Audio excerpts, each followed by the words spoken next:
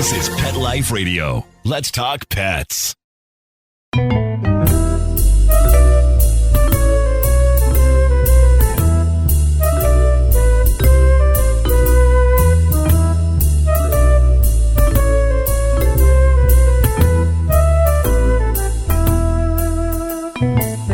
Hello, feline friends. This is Michelle Fern, your host on Cattitude.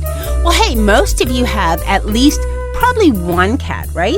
A lot of you have probably two. But what about adopting another cat? And what about adopting a cat that's a little older?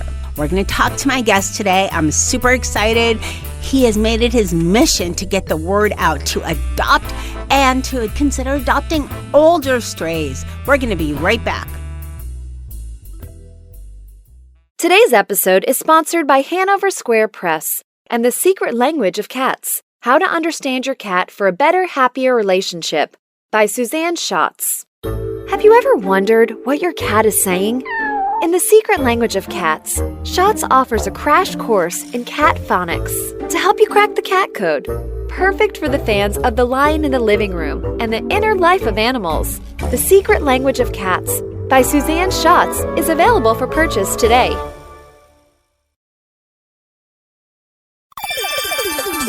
Let's Talk Pets on PetLifeRadio.com.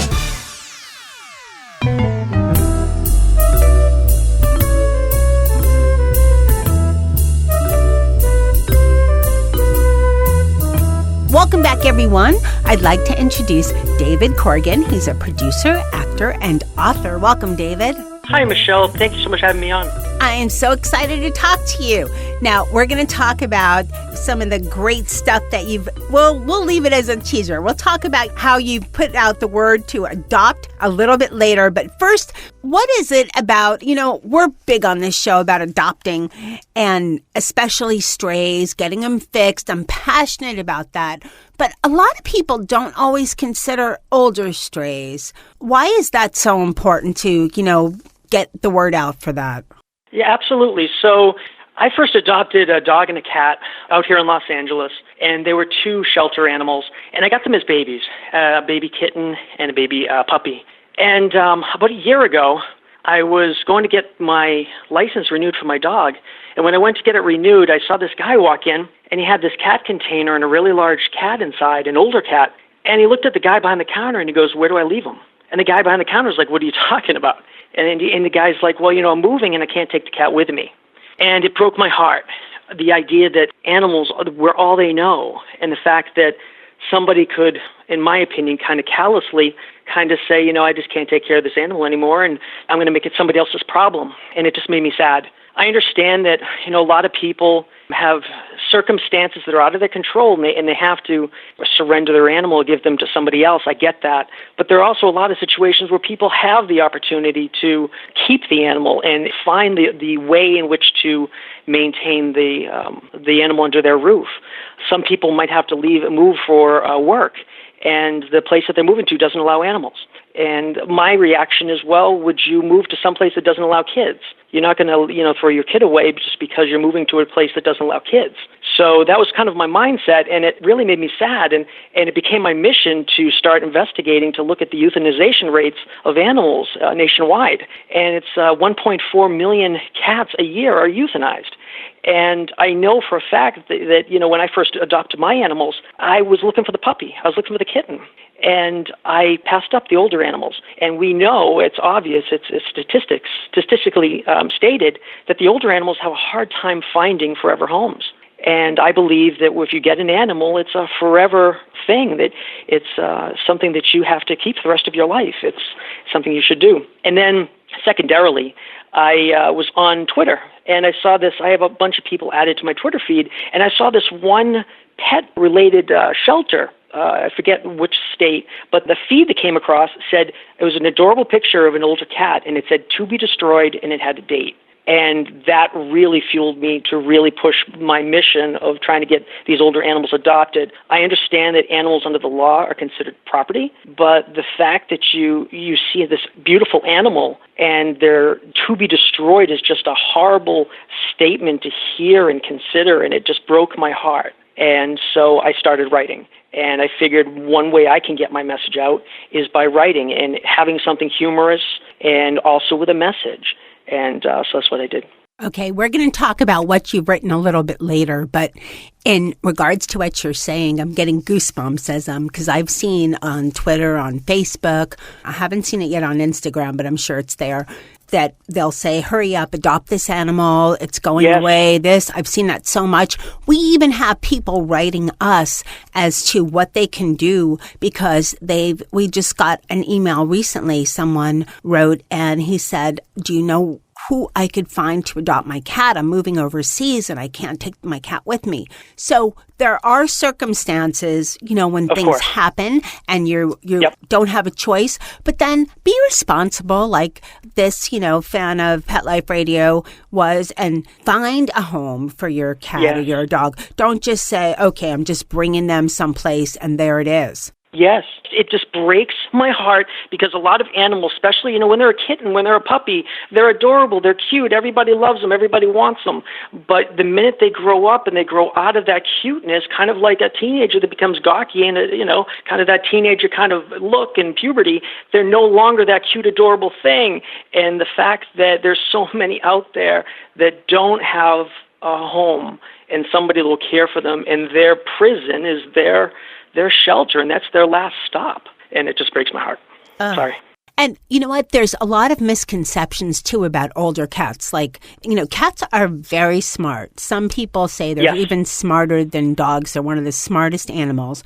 And they are. I've learned so much about cats with, the ones I've adopted and, being a host on Cattitude, just so much. They're brilliant animals.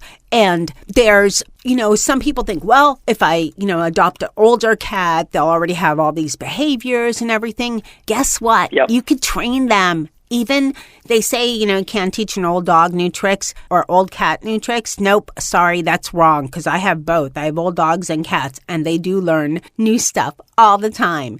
And they also adjust to you. Even if it's an older cat, they'll adjust to you and your lifestyle. Might take a little bit of time, but so does a kitten, because they're just younger. And the other thing is that people say, well, an older cat, they might have a disease or this or that. Guess what? You never know what your kitten's going to get either, or a puppy. That's right. You don't know. I mean, you do as much testing from the shelters. A lot of them will do testing, making sure the cats are basically healthy so they don't catch anything from each other. And, take your, get the cat to your vet, get a checkup before you, fully adopt. But you never know. There's people that have adopted older pets that have been fine and people that have adopted kittens that end up with all kinds of problems. So you never know. You're totally right. And the fact that every animal needs love. They have love and they need love. And the fact that it's a shame to see these animals that have so much love to give and they're not getting their just. Exactly. Now, we'll be right back after this break, and I'm going to tell you about the cat that adopted me and what David has written that is a great way to get the word out. We'll be right back.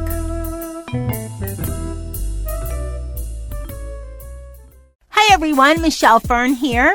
I just want to tell you about this great new litter I found. Molly and Dennis and Charlotte love it. And what's even more important, Mama loves it a lot. It's called Pretty Litter, and what it does that it makes it so different from any other litter I've ever used is it has a built-in health monitoring system. So the litter actually changes color to let you know if there's anything going on with your cat, because cats hide their health issues. They don't really talk and tell you about it until it's almost too late. So what this does is it actually starts off really pretty. It's a white crystal, and it will turn colors as your cat does its business.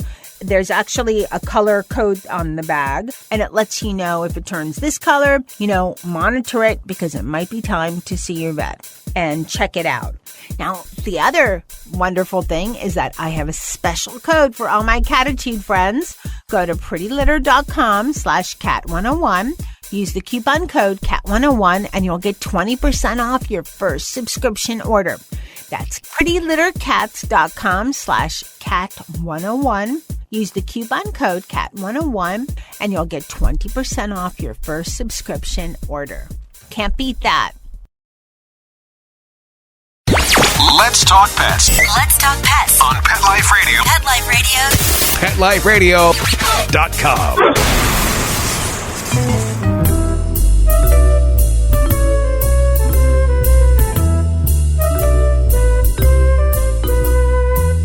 Welcome back to Cattitude, everyone. All right, where I'm talking to David Corrigan, and we're talking about adopting older strays, especially cats. Of course, because we're Cattitude. Well, here's a story, a brief story about the cat that adopted me. And this was my first cat. I had, and some longtime listeners might know this story, so sorry, but it's worth repeating. Dennis was my first cat, and he's like the king of the cats, and I have 5 now, which is a little crazy, but hey. And Dennis actually adopted me. I heard meowing one night outside my house, opened the door. It was a cold night, as cold as it can get in, South Florida, so maybe it was like 40. But he was cold. Meowing, opened the door, cat walked in, said, "I'm here," and was completely at home. Now, Dennis is part Maine Coon, or maybe all Maine Coon. So Maine Coons are not like other cats, but this was my first experience with cats. So I thought all cats are like Dennis. They say Maine Coons are the dogs of cats, which was, I guess, a good cat for me to start with because I was used to dogs. I think I've seen him hiss like 3 times, and he's about 10. He was about a year or so, year and a half old, I think, when he adopted me.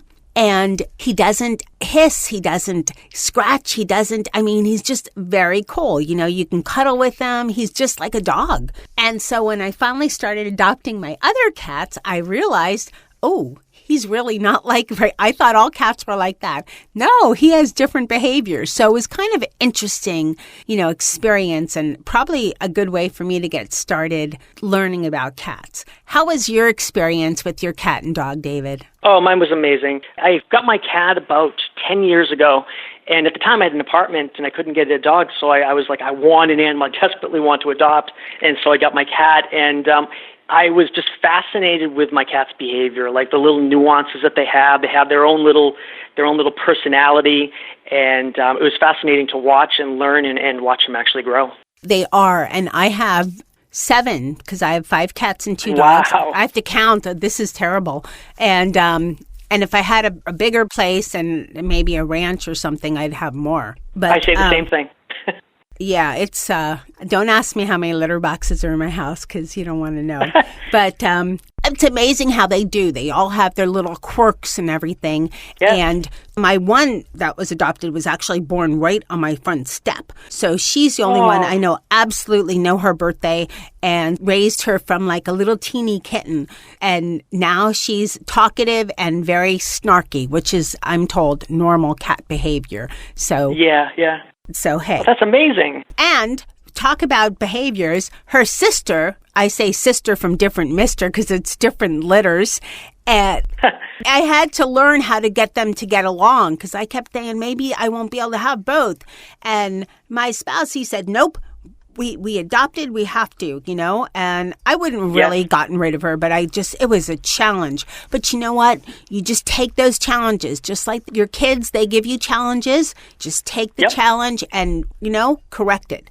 Now, you've written 2 amazing books that talk about adopting a cat and adopting a cat that's a little older. Tell us about your books and the star, Pickles. Absolutely. So the first book that I wrote, they're both short stories, and they're part of a trilogy called The Adventures of Pickles. And the first one, of course, is Adventures of Pickles. Then the part 2 is called Cat Paradiso.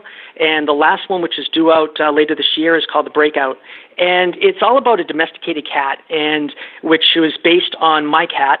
And the adventures the cat has when a domesticated cat goes out into the world and encounters other strays, other animals, squirrels, skunks. And I thought it was fascinating to take the nuances that these animals have and kind of build an identity around them and give them a voice. What's going on inside your cat's head?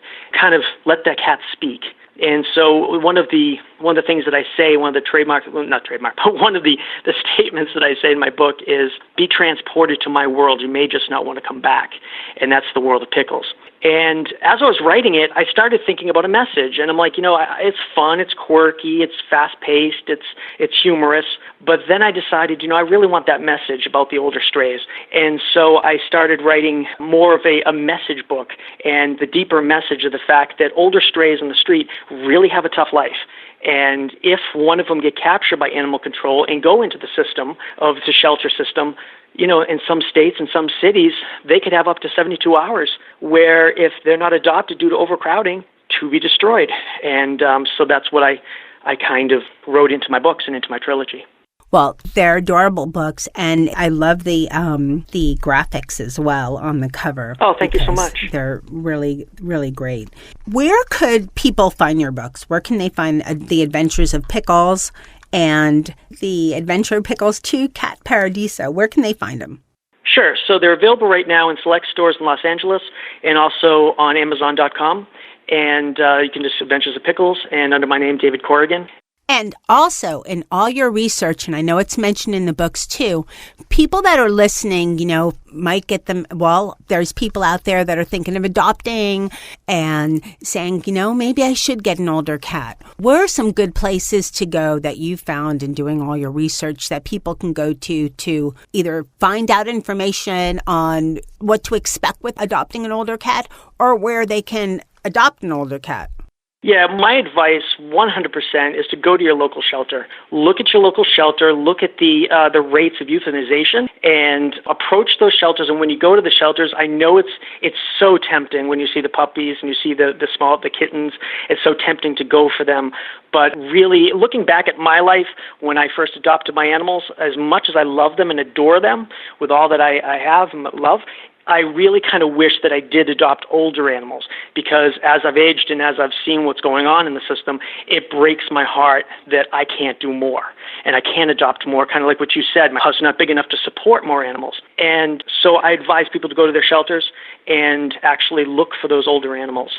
That's great advice. And, you can do research and, everybody researches on the internet as far as, some of the pluses of adopting an older animal. But we've talked about it. I think there's many, there's kittens, and just like puppies, you have your work cut out for them for at least 6 months or so. They're little terrors, but they are cute. But there's plenty of older cats that are really cute too.